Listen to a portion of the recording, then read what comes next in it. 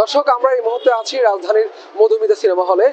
এখানে যে ঈদের যে সিনেমা 6টি সিনেমা এবার মুক্তি পাচ্ছে, সেই সিনেমাগুলো দেখার জন্য কিন্তু দর্শকদের উপচে পড়া ভিড় আমরা দেখছি। সকাল থেকে একদম সকাল 9টা থেকে কিন্তু এখানে অসংখ্য দর্শকরা এখানে এসেছেন এবং তারা কিন্তু সিনেমার টিকিটের জন্য কিন্তু তারা দীর্ঘ লাইনে দাঁড়িয়েছিলেন। এবং সেই সাথে আপনাদেরকে তো জানিয়ে রাখি যে আজকে সকাল থেকে আসলে বৃষ্টি শুরু হয়েছে, সেই কারণে কিন্তু দর্শকরা হলে আসতে একটু বিপত্তিতে পড়েছে।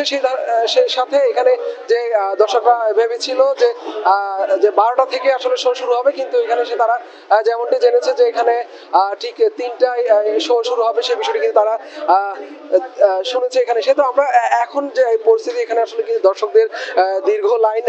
ঠিক বিকেল 3টায় কিন্তু এখানে একটি শো শুরু হবে, তাণ্ডব সিনেমা। এখানে এবার ঈদের সবচেয়ে আলোচনায় রয়েছে শাকিব খানের তাণ্ডব সিনেমা। সেই সিনেমার প্রথম শো কিন্তু বিকেল 3টায় এখানে শুরু হবে।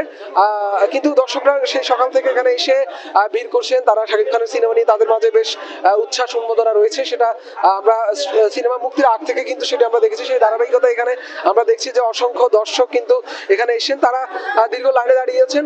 টিকিট কাউন্টার কিন্তু এখনো খুলেনি, তারপরে কিন্তু তারা লাইনে দাঁড়িয়েছে। আমরা একটু কথা বলার চেষ্টা করব যে আসলে কি পরিস্থিতি বা তারা আসলে এখানে কেন দাঁড়িয়েছেন। আচ্ছা, এই যে দেখছি আমরা অনেক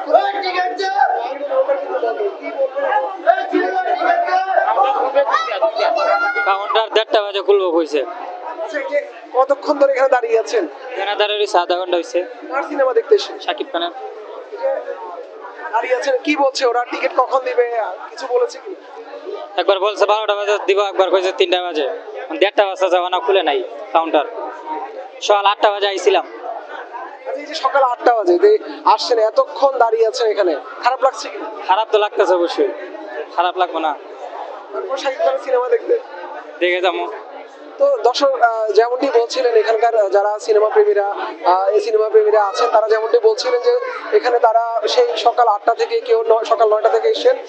তারা শুধুমাত্র শাকিব খান সিনেমা দেখার জন্য কিন্তু তারা এসেছেন, তারা শাকিবের ভক্ত, তেমনটি কিন্তু তারা বলছিলেন। তো সব মিলিয়ে রাজধানীর যে মধুমিতা সিনেমা হল রয়েছে, সেখানে কিন্তু দর্শকদের উপচে পড়া ভিড় আমরা দেখছি এবং তারা অধীর আগ্রহে এখানে লাইনে দাঁড়িয়েছে যে কখন আসলে সিনেমার টিকিট দিবে এবং তারা সিনেমার টিকিট কিনে তারা সিনেমা দেখে, সেই বিষয়টি কিন্তু তারা এখানে লাইনে দাঁড়িয়ে সেটা কিন্তু দেখছি। আমরা আরো কিছু দর্শকদের সাথে কথা বলবো এখন, আসলে আমরা জানবার চেষ্টা করব তাদের যে লম্বা লাইনে তারা দাঁড়িয়েছেন তাদের মাঝে।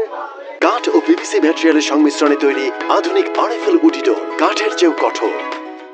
একটু ভাই একটু কথা বলবো, এই যে অনেকক্ষণ ধরে দাঁড়িয়ে আছেন, কেমন লাগছে, কি বলবেন? অনেকক্ষণ ধরে দাঁড়াচ্ছি, অবশ্যই কষ্ট হচ্ছে আমার। 1.5 ঘন্টা হয়ে গেছে টিকিট কাউন্টারের সামনে দাঁড়ায় আছি। 11:30টার সময় আমি বাইরে দাঁড়ায় আছি, তো এখনো হয়রানির শিকার হচ্ছে।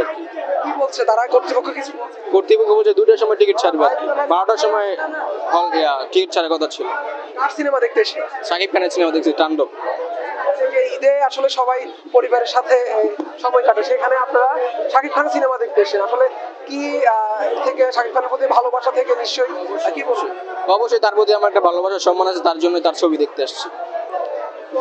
দর্শকরা যেমনটি বলছিলেন, তারা আসলে শাকিব খানকে প্রচন্ড আসলে ভালোবাসেন, সেই কারণে কিন্তু তারা পরিবার সাথে সময় না কাটিয়ে তারা কিন্তু সিনেমা হলে এসে সেটা কিন্তু তারা বলছেন।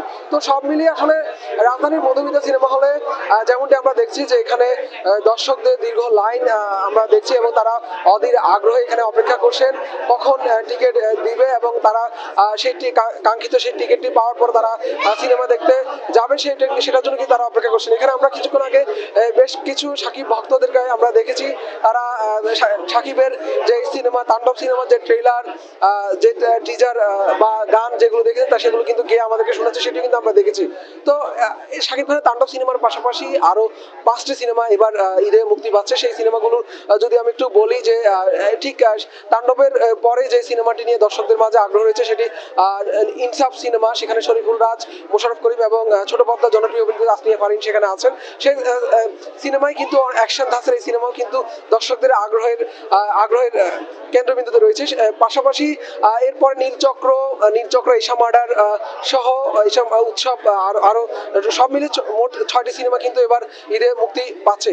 তো যেমনটি আমরা দর্শকদের থেকে জেনেছি বা দর্শকদের যে রিভিউ আমরা নিয়েছি, সেখানে আমরা বলতে পারি যে রোজার ঈদের মতো এবারে কোরবানি ঈদের সিনেমাগুলো কিন্তু বেশ দর্শকদের মাঝে সাড়া ফেলবে, সেটি কিন্তু আমরা দেখছি। তো রাজধানীর মধুমিতা সিনেমা হল থেকে এই ছিল আমার কাছে সর্বশেষ।